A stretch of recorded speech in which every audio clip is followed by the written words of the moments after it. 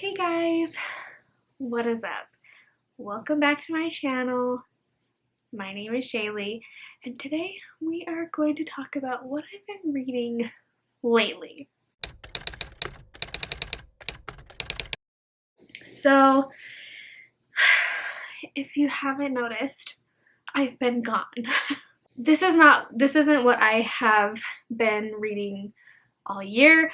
That would be a very long video, obviously. So this is just what I've read in the last 2-ish months, maybe 3 months, I don't know. But I thought we should have a video to talk about this just to kind of get a start here. I also talked about my upcoming plans in a video, my last video. I don't know when I'm posting stuff, when stuff is getting posted. I'm gonna do a video talking in detail about my plans for the rest of the year and my reading, but I'll either link videos up here or down in the description or both or whatever. But let's just get into this because this is probably gonna take me a while because I talk too much. One of the first books that I read was A Heart and a Body in the World. I did it. By Deb Coletti. I love this version. I haven't seen anybody have this version. I got it from Thrift Books and I was just so happy. Like, look at it. It's so cool. You can't see it very well. Anyways, so I don't even know if I'm going to talk about, I don't remember exactly what ratings I gave stuff. So I'm just going to say I really enjoyed this book. I listened to the audiobook, and if you haven't heard about this one yet, this is just about a girl who's been through something really traumatic, and she decides to essentially walk. Where does she walk from? Let me see if I get this right. So from Seattle to Washington, D.C. There's a reason she's running, but I don't think it says until the end. You kind of, I think, get the gist of it. In the middle of the book, she decides to do that, and her grandpa comes along with her, and she kind of becomes this famous running star. She's not the first person to ever do this, but they start to kind of, like, people start meeting up with her, and she does lots of interviews and just processing through grief and stuff. It was really well done. It's hard for me to like a YA book. I know I didn't give it 5 stars. I probably gave it a 4 or so. I really enjoyed it. It's heartbreaking. It's powerful. It's a really good one that I think is nice for the intended audience for teens to read. Then I also read The Loneliest Girl in the Universe by Lauren James. Again, listen to it on an audiobook. And this is a sci-fi book about a young girl who is on a space, so they call it a space station, a space shuttle, all by herself. She started out with her parents, and then her parents were killed in like a tragic freak accident. And it's all about her going to Mars. Where are they going? Or is it just some other world? I can't remember exactly where she's headed. Maybe it's like a new planet or whatever. The whole point was she like has all of these embryos and things on board with her. It's like the plan is to repopulate this new planet and do all that, and so now she's trying to figure out how to do it on her own. But then she gets word that NASA is sending a second ship to come with her. It's gonna be, I can't remember what it is, like 7 years behind her or something like that. And just things that happen. It's kind of creepy. It's kind of, I don't know if this is classified as like a thriller, but it's like intense. There's intense stuff. I'm terrified of space. As I've gotten older, I'm terrified of space and the ocean.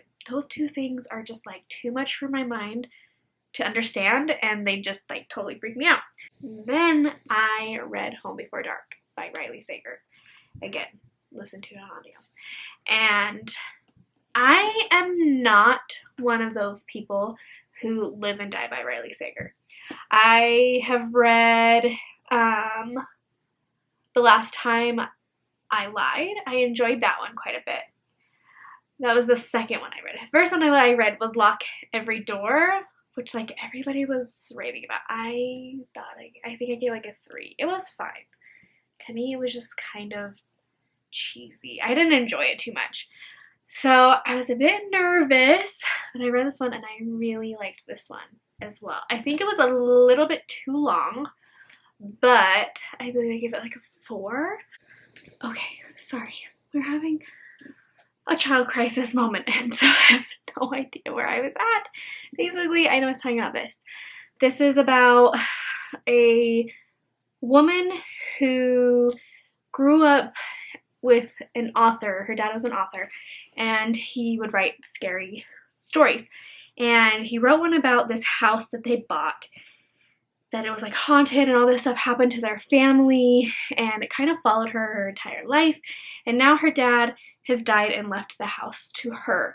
So she decides she like renovates homes and like sells them and stuff. And so she decides she's gonna do that. And so she goes back and things happen. And I thought this was very good. I did not see the ending coming. I don't think I did. I don't remember thinking that I knew that it was coming. So yeah, very interesting. Very good. Enjoyed it a lot. We're about to have some real talk here. I have something on my glasses. I read this and I don't remember what happened.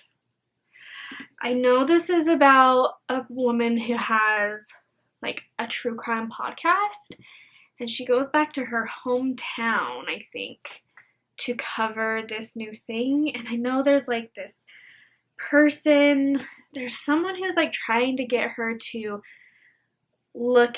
There's a case that she's following. I'm trying to remember. There's a case she's following about a guy who, there's someone on trial. This guy's on trial for murder, I believe, and she's like following the case. But there's also this side thing because someone is leaving her letters trying to get her to solve the murder missingness of her older sister that happened years and years ago. And I honestly cannot remember how this ends. I can like vaguely kind of remember, but I literally don't. I know I think I gave this a really high 3 or a 4 even, but my brain retention, you guys, is not good. It is not good. So yeah, I can't remember exactly how this ends, but you don't need to know anyways, because I gave you the synopsis. If that sounds intriguing to you, you should pick this up. The audiobook was really good. I also listened to Middle Game by Shauna McGuire. I finally did it. I had this thing going where I wanted to read like one of my big books, my tomes, because I believe a tome is classified as something 500 pages or more, right? I don't think this one was quite 500. Let's double check. Oh yes, it was over 500. So yeah, I listened to this one and it was good. It was a little bit over my head, but I did enjoy it. So here's something if you're worried about this book. I told my friend, because they like this kind of stuff, I told them, you should read this. And she started listening to the audiobook and she was like, that is not for me. I thought the same thing. At the very beginning, the very first thing where it starts is like written weird. It's like, I don't know, not another language obviously, but it's like, it's this mad scientist. So let me give you the premise. The premise, if you don't know, is there's these twins, Roger and Dodger, and you know, I'm going to do what everyone does. I'm going to read you the synopsis. It says, meet Roger, skilled with words. Languages come easily to him. He instinctively understands how the world works through the power of story. Meet Dodger, his twin. Numbers are her world, her obsession, her everything. All she understands. She does so through the power of math. Roger and Dodger aren't exactly human, though they didn't realize it. They aren't exactly gods either. Not entirely, not yet. Meet Reed, skilled in the I hate this word. The alchemical arts, like his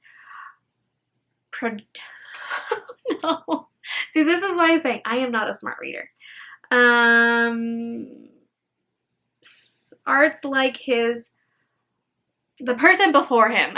Reed created Dodger and her brother. He's not their father, not quite, but he has a plan to raise the twins to the highest power, to ascend with them and claim their authority as his own. Godhood is attainable. Pray it isn't attained. So essentially, yes. So there's this guy named Reed, and the way he talks is just very like fantastical and over my head. And it starts out with that, and I'm just like, what is even happening? And then when it goes to like Roger and Dodger, it's like they live in the real world, so it makes much more sense. But essentially, like, so there's that. There's this whole thing that Reed has this plan. They make all these twins, trying to find what's going to make them ascend to godhood, essentially. And I can't remember what it's called. There's a certain name that they're trying to do.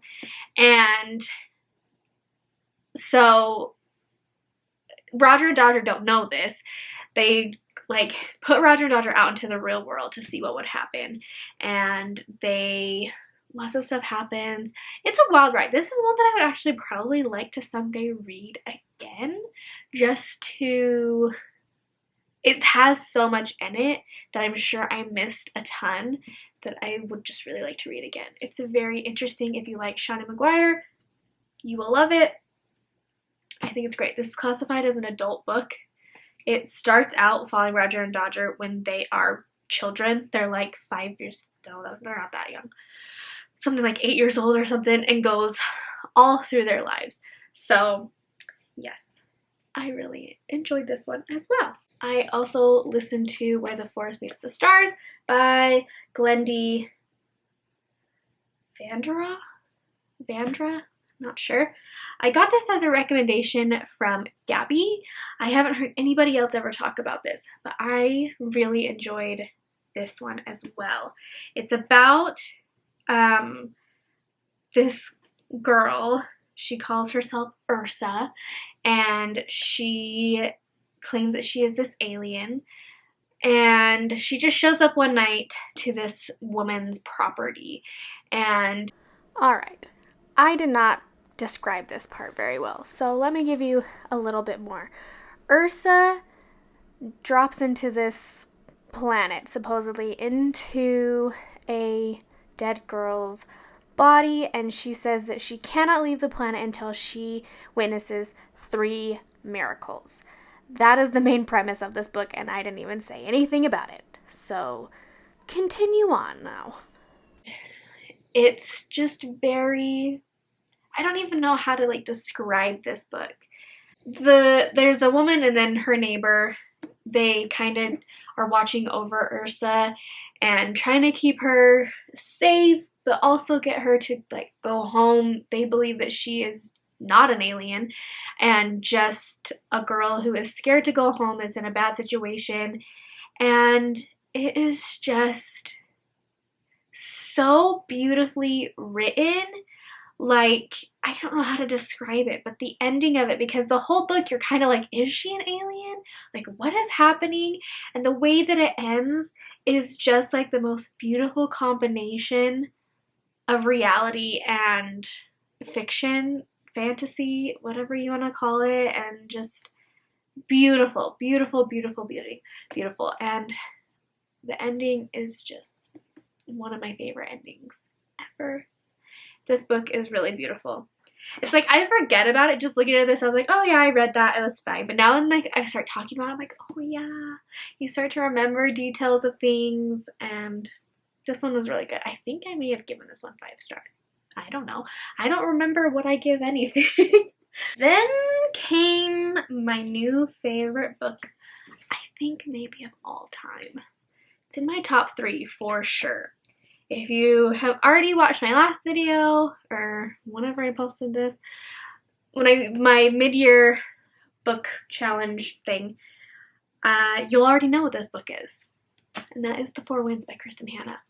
My very first Kristen Hanna. I was so scared to read this because I've always felt this pull to Kristen Hanna. Like, I always am tempted to buy The Nightingale, but I'm just like, I don't like historical fiction. I'm not going to enjoy it. I'm not going to enjoy her writing. But when this came up on Book of the Month, I was just like, oh, everybody's saying it's so good. And the premise of it, which is it takes place in the Great Depression, in the Dust Bowl in Texas, and it's about this girl who from the beginning has just like the saddest story, and it's just so sad.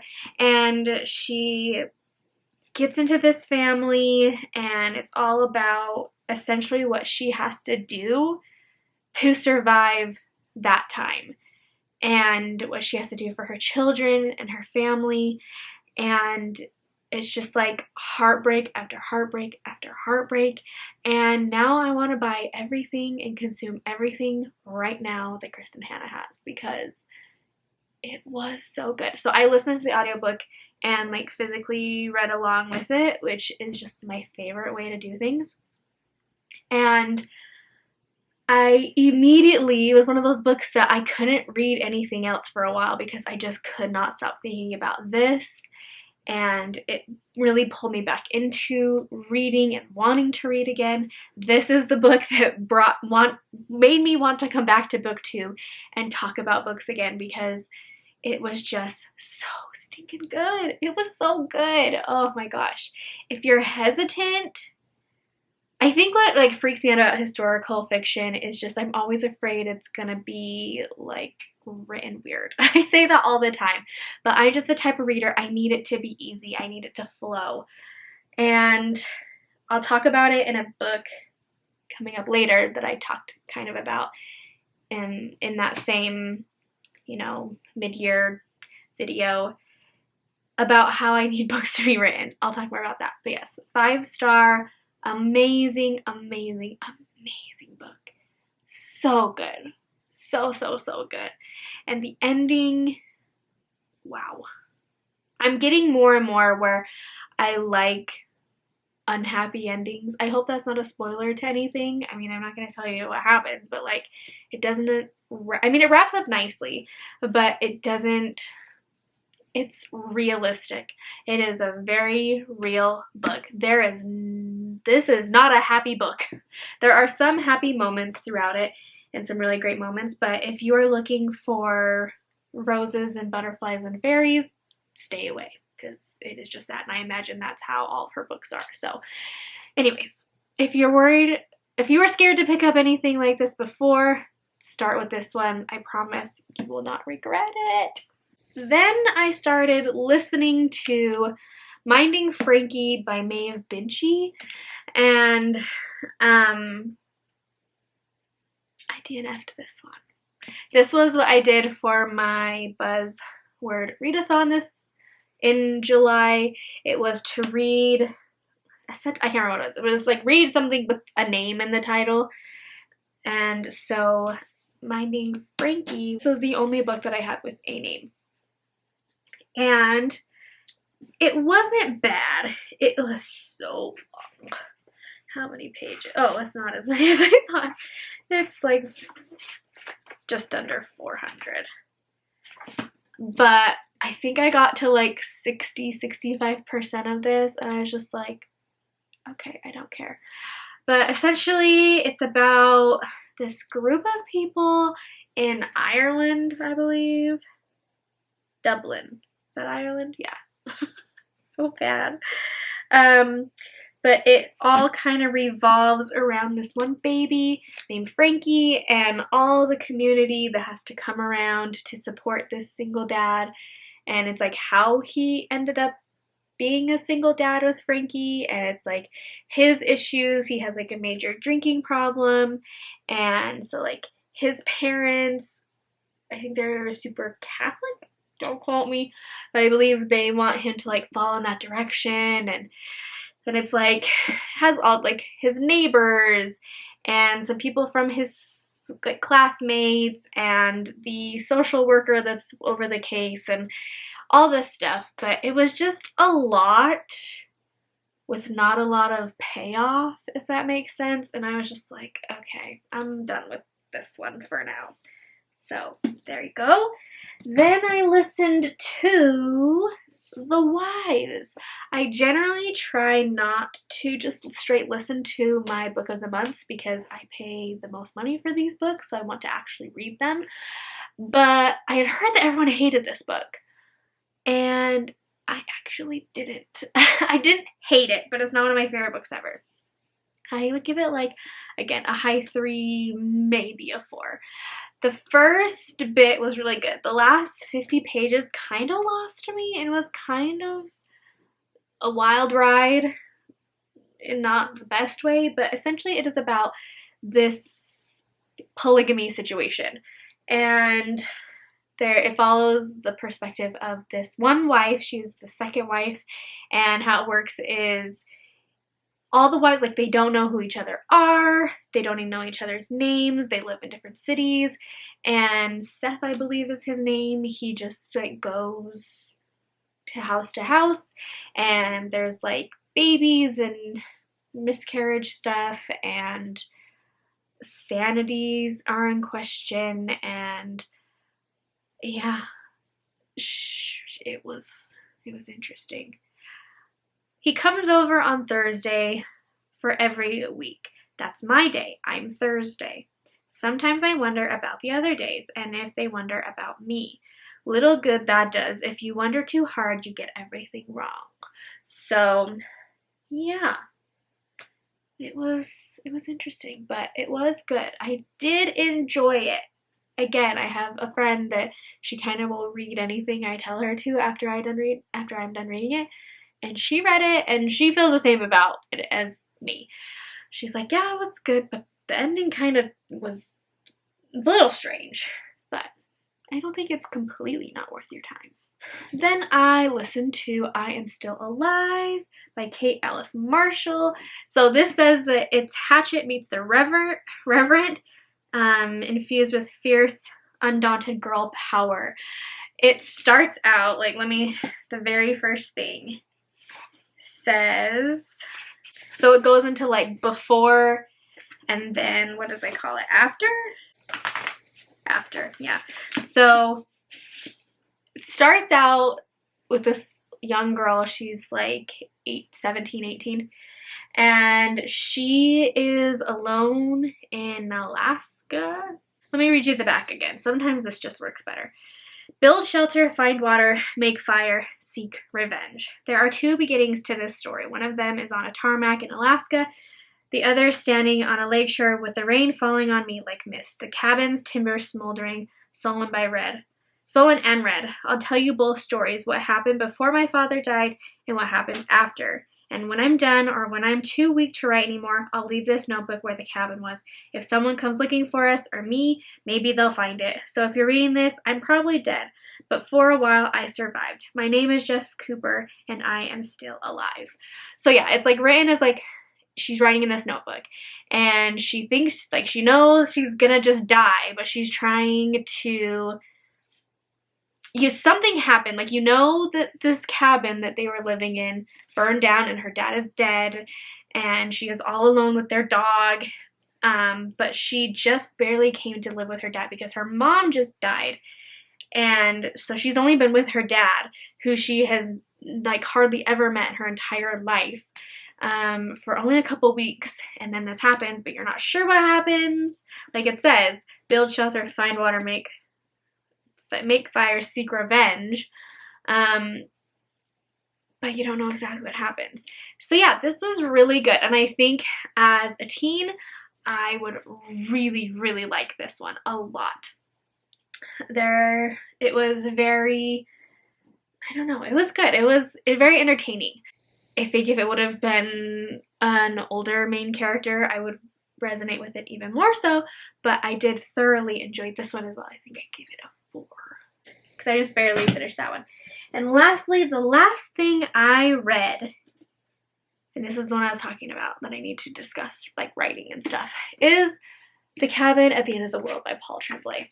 So I really liked this book, but it was my biggest disappointment so far that I put in. And that is because everybody raved about how just insane and amazing and just graphic and horrible this book was in such a good way. And so I was so excited to read it. And it was very graphic and very, like, wow. It wasn't horror to me in the sense of, like, that's scary, but just like the premise of it and the amount of gore in this is very horror.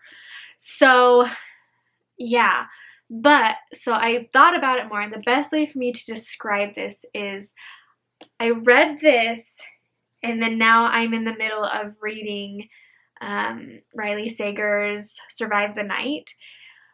And it is, Survive the Night is like the type of book that that I just can read it. My eyes just flow down the page and I can read it. This took, it's short. It's under 300 pages. And it took me weeks to read this. I read this one physically, no audiobook, and I am also reading Survive the Night physically, no audiobook. And I am flying much faster through Survive the Night than this one because it was just, it's written too big for me. Like, I just would have to stop and like go back to read what I just read, or ask my husband, what does this word mean? And all this stuff. It just didn't flow for me. And that is a really hard thing for me as a reader to do. I am not a smart reader. I am not a fast reader. I am not, I kind of have to be, like I can't read in the car when I get car sick, but there's too much going on. And I wanted, the premise of this book is amazing. Like how he thought of this is insane. So basically it's, there's this couple, their names are Eric and Andrew, and they have a little girl, when? They go to this secluded cabin, and it starts out Gwen is outside like catching grasshoppers, and this strange man appears and just starts like catching grasshoppers with her and talking to her, and he's just kind of giving her a weird feeling, but she's like, but he seems really nice. And eventually he says to her, like, I'm really sorry, what's about to happen is it couldn't be stopped. It has nothing to do with you guys. This isn't your fault. I'm really sorry, but you're gonna have to make a decision. And I hope people don't think this is a spoiler. It happens fairly fast in the book. Oh, I'm not gonna tell you. Basically, they have to make a decision about the end of the world. And it's this group of people that come, there's 4 of them, and they come to these people and basically say there's something that has to happen or the world is going to end. And it takes place just in this cabin. And I guess one thing that I didn't realize, that I hadn't heard anyone talk about, is this is a book with an ambiguous ending. I believe that's what you would classify it as, and I'm getting more okay with those, but this one, for some reason, I was just like really let down by it. I was like, really? I get it, but I was just like, I kind of felt, I had that feeling of like, I read this for nothing. Like, I got no kind of closure. I know that that's how they work, but sometimes it doesn't bother me, and times like this, it really bothers me. So, I still enjoyed it. I still feel like I want to give this a 4-ish rating, because I know how many people will love it. But for me and my reading needs and style and preferences, it was a little rough. But yes, so that is everything I have read thus far. Like I said, go check my Goodreads. It's always linked down below if you want to see everything I read this year. I've read some pretty mediocre stuff. I've read a couple really good things. But yeah, I just am really excited to see what the rest of the year goes. Keep an eye out for my next video, or maybe it's already up, but the video talking about my goal for the rest of the year and my plan. And yeah, I'm just super excited. Please, if you are new, subscribe, and I'm going to do my best to continue to do this channel, and I'm hoping to do some fun things, some entertaining things, and just have a good time. So I love you all, and I will see you in the next one. Bye!